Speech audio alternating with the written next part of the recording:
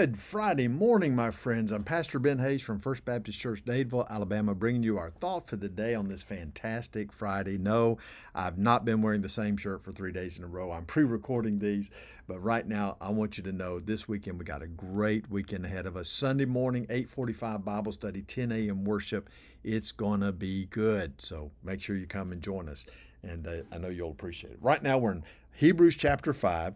Picking up in verse 4. Remember yesterday what we talked about was the high priest of Israel, the one that was chosen by God to represent God to man, man to God. He went into the Holy of Holies to make sacrifices for the sins of the people only after he had made sacrifices for his own sins, because he was a flawed, frail, sinful human being like the rest of us, okay? Now look at verse 4. Paul wants us to understand this. And no man takes this honor to himself, but he who is called by God, just as Aaron was. Now understand, God handpicked Aaron and then his sons, and that was to be the plan. The descendants of Aaron were to become the high priest of Israel. And that worked pretty good until Eli comes along, and Eli's a corrupt, uncaring slob that doesn't raise his kids well. His kids become thugs, and the people hate them.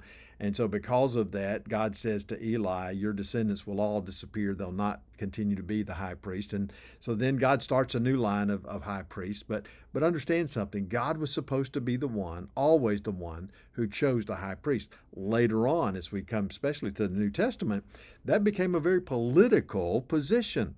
The men would lobby the Romans for that position, and sometimes paying big bribes to earn that position. So it became a position of power, a political position.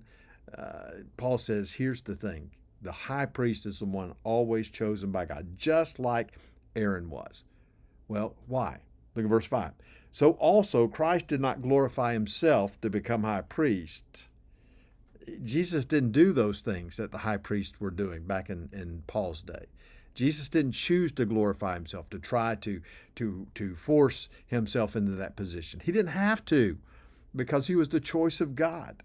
It was he who said to him, talking about God, you are my son, today I have begotten you. God said to Jesus, you are my son, today I have begotten you. Now what better high priest, the person to represent us to God, than the Son of God himself?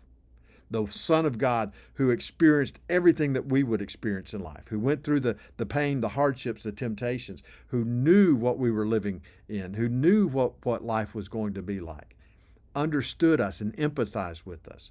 The Son of God, the only begotten of God, to represent us to God, but also to bring God to us, to show us who he was. And Jesus told us, he said, if you've seen me, you've seen the Father.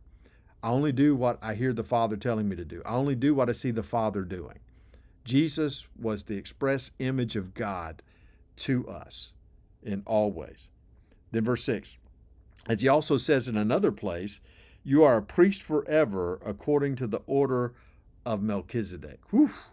Now this brings in a whole new picture of Melchizedek. You'll remember Melchizedek was the one that Abram offered an offering to. Understand, this goes back to the Old Testament. We'll talk a little bit more about him in just a minute. But Melchizedek was the new form of high priest. No longer the sons of Aaron, okay? The new form of high priest, the one that was represented by God and God made in that position. Verse 7. Who in the days of his flesh, when he had offered up prayers and supplications with vehement cries and tears to him, who was able to save him from death and was heard, because of his godly fear, though he was a son, Jesus, yet he learned obedience by the things which he suffered. Oh, listen, Jesus is the right choice for high priest, because God knew that he was the man like us who suffered and experienced temptations and hardships. And I know I'm repeating myself, but this is what Paul wants us to understand here. Jesus was the perfect high priest, superior to other high priests because of his relationship with the Father, but also because he empathized with us. And he learned obedience by the things which he suffered. By the way, that's how we learn obedience, isn't it? Think about that. When you were little, you started to do something wrong, and your mom and dad said, nope, don't do that. You did it anyway. They punished you. They disciplined you. You suffered. We learn obedience through suffering. Jesus learned obedience through suffering. Think about that. We'll pick up here tomorrow or Monday. Be blessed, and I hope to see you Sunday.